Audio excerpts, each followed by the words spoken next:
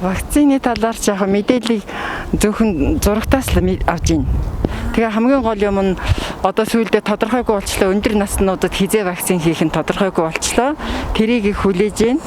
Юуны төрөнд бид нар ч одоо энэ үнэлийг итгэж найдаж хүлээж байгаа хүмүүс вакцинд хаагуур явж байгаад юутайч таарчих юм бэлээ гэдгээс бас айж байна. Вакцин хариулвал одоо ямар вакцинд хариулах бодолтой байна? Юуны төрөнд Спутник V-г тариулъя гэж бодож байна. Тэгээд хөрөлцөхгүй бол AstraZeneca-г тариулъя. За тэгээд болохгүй болоод тэгэл олцны тариулдаг байх та. Ямар ч лээсэн вакцин хийлгэл гэж хүсэж байна. Мэдээлэл юу? Тааруул энэ дээр.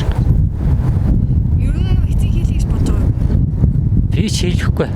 Би жахан таараатай болохоор. Тэгээд юу ч хэлэх юм бэ? Сайн тодорхой мэдээлэхгүй л. Хариулна гэж бодож байна уу? Тариулна гэж бодож байна шүү дээ. Ямар вакцин? Оросоос ирсэн Спутник 5. Мэдээлэлтэй байх шүү дээ.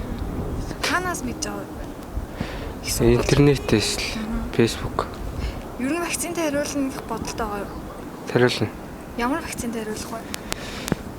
Тэгэл тэр Sputnik V эсвэл тэр AstraZeneca. Нэг тийм сайн мэдээлэлгүй л байгаа да. Ер нь хийлгэж гэж бодож байна уу? За өөрөө нөгөө пенсилины харшилтай болохоор яг үнэхээр яг тулсан шаардлагатай бол хэлэндээ. За ямар ч байсан нөгөө AstraZeneca бол тэрийг л хамгийн гайгүй нэгж таад байгаа шүү дээ.